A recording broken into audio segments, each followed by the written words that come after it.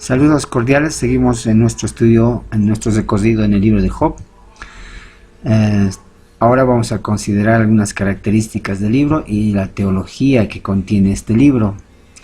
En cuanto a las características de este libro, vamos a ver que tiene elementos históricos y elementos literarios. Elementos históricos. Recordemos que como elemento histórico es la narrativa justamente histórica que tiene este libro. En los capítulos 1 y 2 es básicamente una narración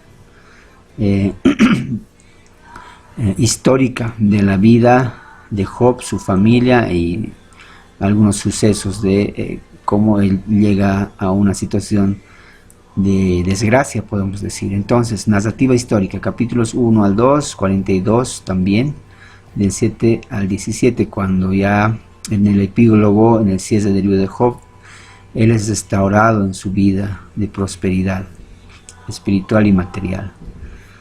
También elementos históricos, porque en el libro de Job encontramos nombres, por ejemplo los jabeos, dice, hay una cultura ahí mencionada, y lugares también, ¿no?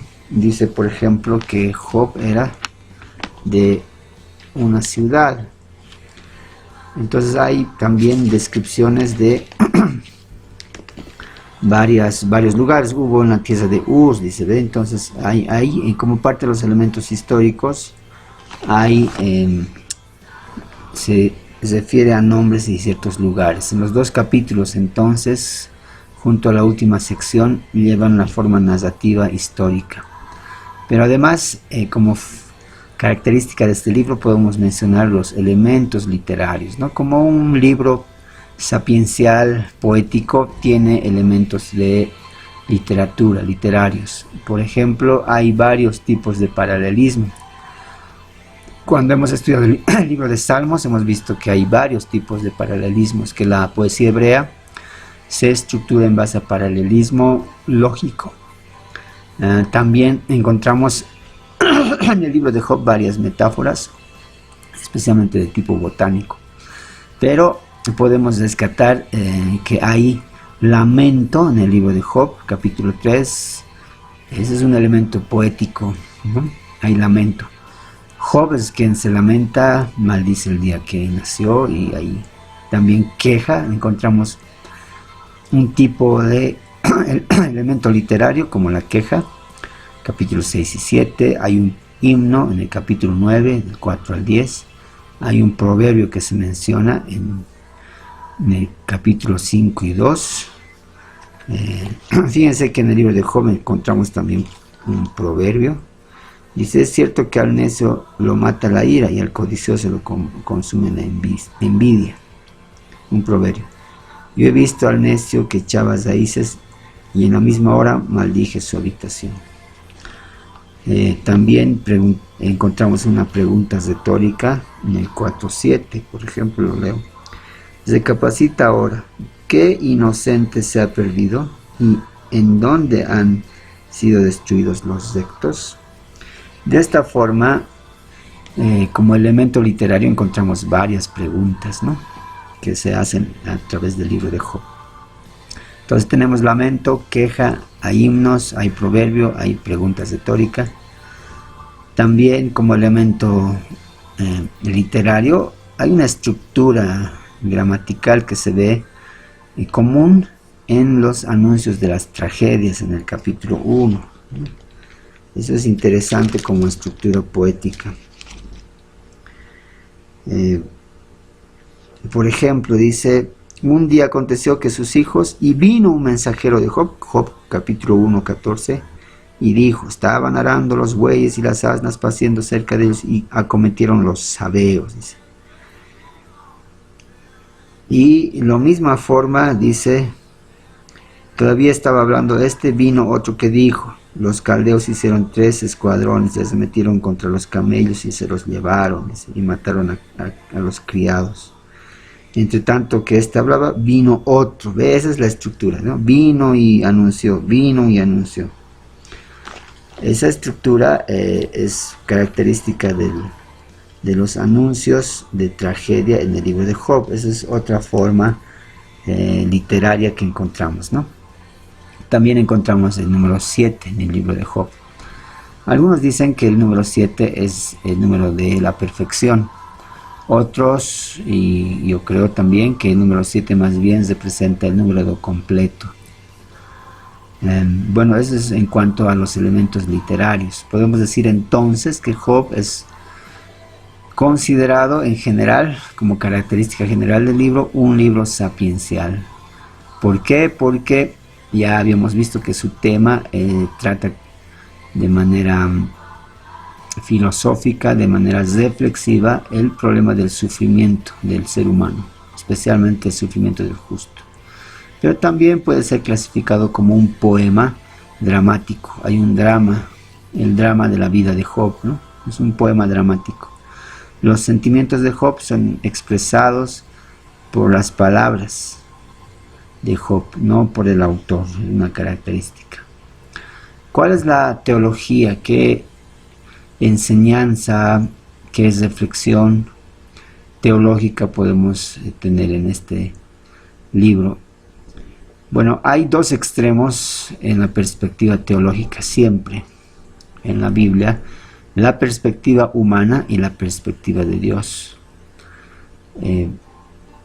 La perspectiva humana es retributiva, la perspectiva de Dios es de gracia.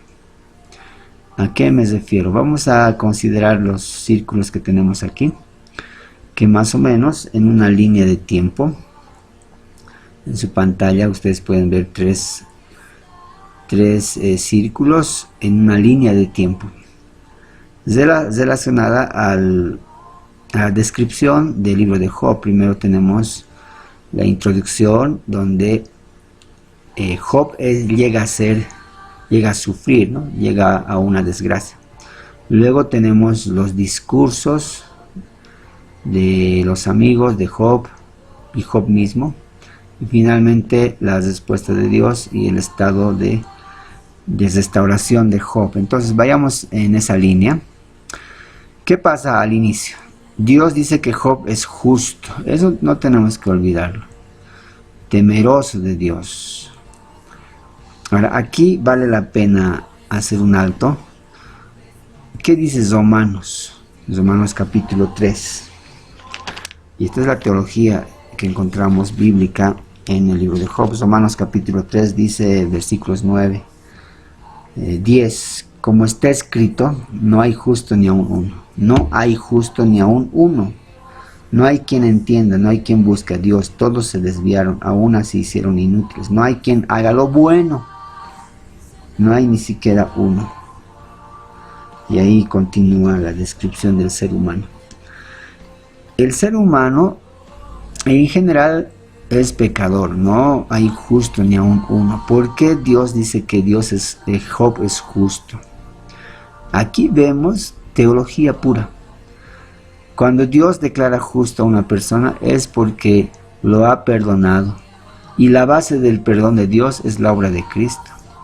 Romanos capítulo 5 dice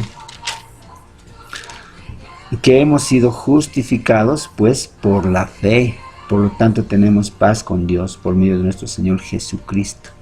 La justificación en el Antiguo Testamento y en el Nuevo Testamento es por la obra de Cristo. Por eso es que Dios puede decir de Job que Dios es justo. Por lo tanto, podemos decir que Job creyó en el Evangelio, creyó en Cristo Jesús y fue declarado justo. Fíjense que desde ahí entonces estamos viendo una teología de gracia, no una teología de retribución, que lo vamos a comentar un poquito más al final. Pero ¿qué dice Satanás? Satanás dice que es bueno. Sí, Job se comporta bien, es bueno porque en realidad tú le das premios, ¿no? Tú lo premias. Y Dios autoriza la prueba, ¿no? Ese es entonces el inicio ahí. Y en la segunda parte tenemos la discusión, la disquisición, los diálogos de Job y sus amigos. ¿Sus amigos para qué van? Van con la intención de consolarlo. Ese es un buen amigo, eran buenos amigos, ¿no? Bueno, también porque Job hacía buenas obras, dice, para con las personas, para con sus amigos, incluyendo. Pero sus amigos van con esa intención de consolarlo. Sin embargo, como todo ser humano, al ver la situación en la que está Job, buscan respuestas. Y la conclusión de ellos, ¿qué es? Desde la teología retributiva, ellos dicen: Job, has hecho algo. Job, has pecado. Tienes que reconocer, algo has hecho, porque un justo no puede sufrir. Algo has hecho, reconocer, arrepentirte, pedir perdón a Dios y vas a ver que te vas a curar, vas a restaurar. Pero arrepentirte porque algo has hecho, ¿no? No puedes estar sufriendo así porque Dios es justo, no puede Dios permitir el sufrimiento del justo. Entonces, desde la perspectiva de los amigos de Job, su teología es retributiva. ¿Qué quiere decir retributiva? Que estás recibiendo el castigo porque lo mereces, estás sufriendo porque lo mereces, ya sea por disciplina o castigo o por tu propia consecuencia, ¿no? David pecó y Dios le dijo, bueno, Dios dejó nomás que las consecuencias sigan y tuvo muchos problemas en adelante, ¿no? Entonces sufrimos a veces por la consecuencia. Entonces los amigos de Job le están diciendo eso desde una perspectiva retributiva. Dios es justo y castiga al pecador. Por lo tanto, si estás sufriendo es porque Dios te está castigando. Arrepentite, Job. Pero finalmente Dios habla. ¿Y cuál es la perspectiva de Dios? Dios trae la teología de la gracia, no la retributiva. Dios trae la soberanía, la teología de la soberanía, no de la voluntad del hombre. Job no puede entender la creación ni a sí mismo. Dios le habla a Job y a sus amigos desde un torbellino, mostrando su poder, su todopoderío, su gran poder de creación, de creador, ante el cual nosotros no podemos decir nada, solo humillarnos y someternos a él. Por eso Job finalmente reconoce a Dios y lo exalta. Entonces, ¿cuál es la conclusión? Abajo verán que el pensamiento teológico humano es la retribución. Sí, todo ser humano piensa en términos de retribución. Yo hice algo bueno, yo hice algo positivo, merezco recompensa, ¿no? Hice mis trabajos, así que necesito más puntos. Y siempre es así. Nuestros hijos y todos pensamos eso. Hice algo más, así que aumentame de sueldo o dame un premio, etc. Y si hice algo mal, bueno, merece castigo. Si él hizo algo malo, merece disciplina, ¿no? Es retributivo. Dios premia a los buenos y castiga a los malos. Ese es nuestro pensamiento. Pero el pensamiento de Dios, su teología es diferente. Dios descarta la teología de la retribución. ¿Por qué? Porque si realmente Dios nos diera lo que merecemos, estamos perdidos. Así que es bueno a veces no pedir justicia de Dios, ¿no? A veces tenemos problemas con alguien, algún vecino, alguna persona, y decimos, Dios, hazme justicia. Bueno, es muy peligroso porque si tú pides justicia, Dios puede hacer justicia, pero podemos salir mal parados. ¿Por qué? Porque quizás somos los peores injustos. Así que en nuestra justicia podemos decir que somos justos, pero en la justicia de Dios posiblemente no.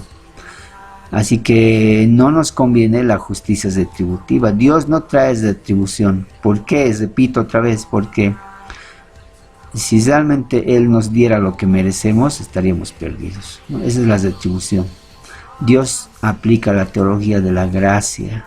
¿Qué es gracia? Es regalo inmerecido. Gracia es amar al que no puedes amar. Amar al inamable. Dios ama al que no se puede amar. Al pecador que no se le ama, Dios ama. Entonces, Dios declara justo a Job porque Job reconoció a Cristo, recibió salvación, fue justo. Desde ahí entonces Dios trae la teología de la gracia, no la teología de la retribución. No es por nuestras obras que somos salvos, sino por la fe en Cristo Jesús. Entonces, ahí está la contraposición. La teología de Dios es de gracia, nuestra teología generalmente es retributiva por obras, queremos obtener por obras la salvación y las bendiciones de Dios. En cambio, Dios nos pone la fe y la gracia, su gracia, porque al final no merecemos nada.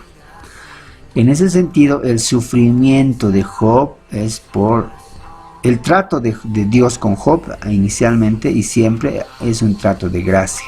En ese marco, podemos decir incluso el sufrimiento de Job es por la gracia de Dios, pero específicamente por la soberanía de Dios. Dios quiso que Job sufriera, esa fue su voluntad. Y ante su voluntad no hay otra voluntad que se sobreponga. Él es Dios todopoderoso, soberano. Nos queda humillarnos y agradecerle a Él, que aún siendo pecadores, Él no nos ha condenado, sino nos ha salvado, nos ha redimido por su gracia. Y todo lo que Él va a hacer va a ser para bien nuestro. Aunque estemos pasando, porque Dios lo permite, un sufrimiento que no va a ser eterno, es momentáneo. Entonces, gracias a Dios por su gracia, y Él sea siempre bendito. Así entonces vemos la contraposición teológica humana y la teología de Dios. El Señor les bendiga.